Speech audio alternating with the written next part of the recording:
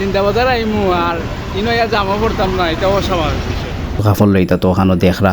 আসসালামু আলাইকুম এভরিওয়ান, আশা করি সব ভালো আছেন। আজকে আপনারা দেখাইব আমি বাড়ি থেকে কিলা সিলেট যাই, তো বাড়ি থেকে বাজার পর্যন্ত যাই আমি সাইকেলে, এর মধ্যে সাইকেলের চেইন গেছে কি সেবে চেইনটা লাগাই দিলাম। বানামাই দেখলা যে তার লগে সিলেট যাওয়া লাগবো, তান কি তার দরকার শপিং করতা।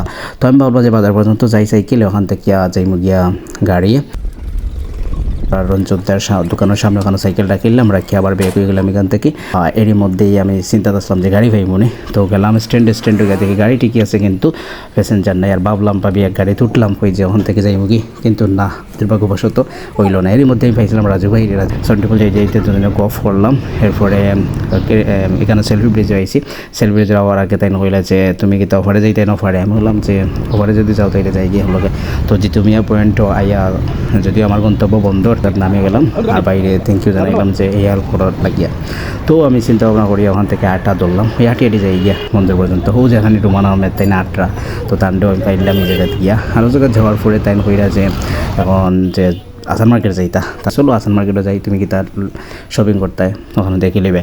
তো সেই বিধায় আমরা আসান মার্কেটের প্রতি রওনা দিলাম। তো যদিও খুব রোদ আজকে আর খুব টাফ আছিল আটা, তো সাথে এখন তাই লইছুন দেখলাম। তো আমরা ঢুকলাম গিয়ে আসান মার্কেটের ভিতরে। এখন এখানে গিয়ে দেখেছি কেন তো মোটামুটি অনেক মানুষ আছে। না, এটা পছন্দ না, আরেক মার্কেটে যাই। তো আসান মার্কেট ওইখানে আমরা রইতো না, আমরা শপিং করলে লাগে বেস্ট হইল হকার মার্কেট। তো চাইলাম যে ওকার্স মার্কেটে যাই, ওকার্স মার্কেটও আইয়া তাই কিছু কাপড় লইতা, তো ওখানে দেখরা।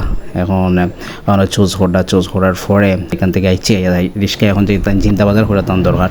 তো জিন্দাবাজার যাওয়ার পথে দুজনে গপ টপ করলাম। আর খুব রোদ আর কি, তাও রোদ মনে হয় না, কারণ দুইজন একলগে থাকলে অনেক গপ করা যায়।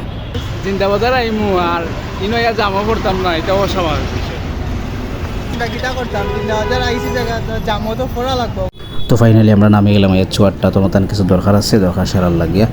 আর সব দরকার শেষ হওয়ার পরে আমরা আবার বের হয়ে যাই এখান থেকে। এখন আমরা পুরান ফুলোর মুখো যাওয়ার পথে রিক্সা এখান নিলাম, ফুরাইলাম রিক্সার লগে। এই যে দেখলাম আপনারা ওভার ব্রিজ আমরা পাস করছি, এখন গ্রিন ব্রিজের সামনে অলরেডি আইছি। আর ওখান থেকে আমরা হাঁটি ফুলফাড়াই আবার আমরা নিজ গন্তব্য যাইমো। তো ওখানেও নামার পরে ড্রাইভারের লাগে ফুরাইলা 30 টাকা ভাড়া। ড্রাইভারে কইলা যে কিছু দেওয়ার লাগে, তো আমি কইলাম যে দিলাও 10 টাকারও বাড়াইয়া, তাও তো অনেক কষ্ট করে, ঠিক আছে। তো খুব খুশি হয়েছেন রিক্সা ড্রাইভার। আচ্ছা যাই হোক, এখন ক্লিন ব্রিজের ভিতরে আপনারা অবস্থাটা দেখায়। ক্লিন ব্রিজের ভিতরে আগে আপনারা দেখতেন যে অনেক হকার্স, খুব ঝামেলা থাকতো, যানজট থাকতো। এখন তারা কি মনোরম পরিবেশ। আর ফাইনালি আমরা কিন্তু খানিতে এলাম, আর খাইয়া ফের টুট ঠিক করিয়া এরপরে আবার বাড়িতে এলাম। ধন্যবাদ সবাই ভিডিওটা দেখার লাগে।